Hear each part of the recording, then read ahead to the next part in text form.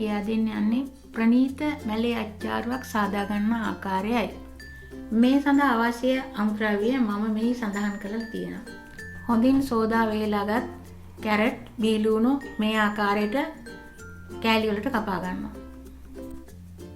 Carrot මිරිස් ලුණු සියල්ලම හොඳට සෝදලා වේලෙන්ඩ තියලා ගන්න ඕන.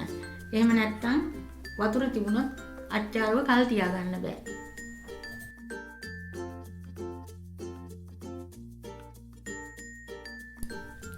මම දැන් බෙල් පෙපර්ස් සාමු මිරිස් ටික කපා ගන්නවා.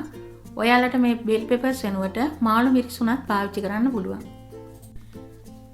මිරිස් කපන විට මිරිස් කරල් වල ඇති ඇට ඉවත් කර හතරස් කෑලි වලට කපා ගන්න ඕන.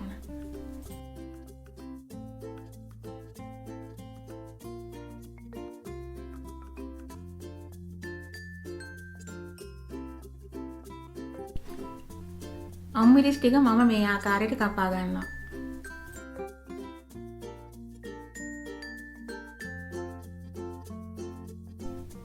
මම දැන් මැලේ අච්චාරුවට අවශ්‍ය පේස්ට් එක සදා ගන්නවා. ඉඟුරු සුදු ලුණු විනාගිරි එකතු කර බ්ලෙන්ඩ් කර ගන්නවා.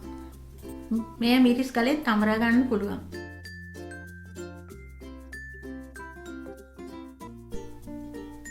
අපි දැන් මේ බ්ලෙන්ඩ් කරගත් මිශ්‍රණයට අබ කුඩු ගම්රිස් එකතු කර විනාඩි 15ක් පමණ තියා ගන්න ඕන.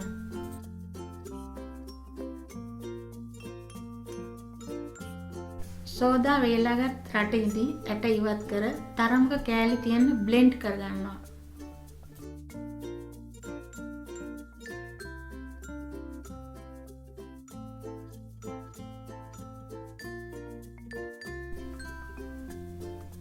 තව දුරටත් මේ ආකාරයට රටේ ඉඳි ටික පොඩි කර ගන්න ඕන.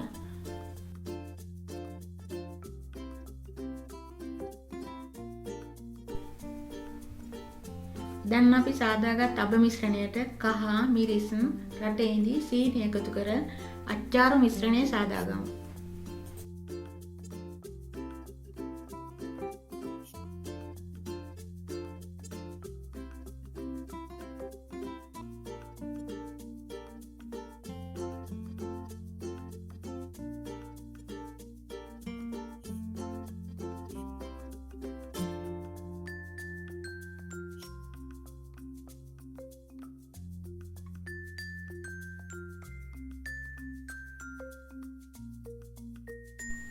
දැන් කපාගත් බෙල් පෙපර්ස්, කැරට්, මිරිස්, ලුණු එකතු කර හොඳට මිශ්‍ර කරගෙන අවශ්‍ය ප්‍රමාණයට ලුණු එකතු කරගන්න.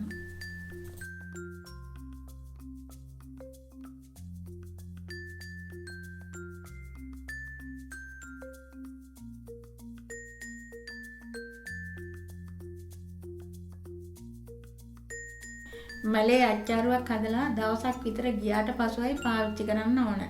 අච්චාරුවේ පේස්ට් එක තික් වෙලා රසට හොඳ පෙනුමට තියෙනවා.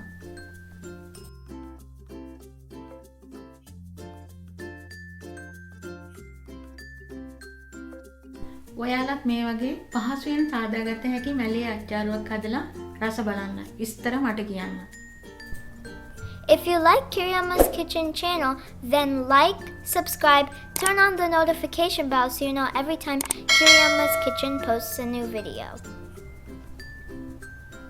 මේ වීඩියෝට ඔබ කැමති නම් ලයික් එකක් දාන්න. යාළුවන් සමග ෂෙයා කරන්න. නැවත මෙවන් වීඩියෝ එකකින් හමු වෙමු. ඔබට සුබ දවසක්.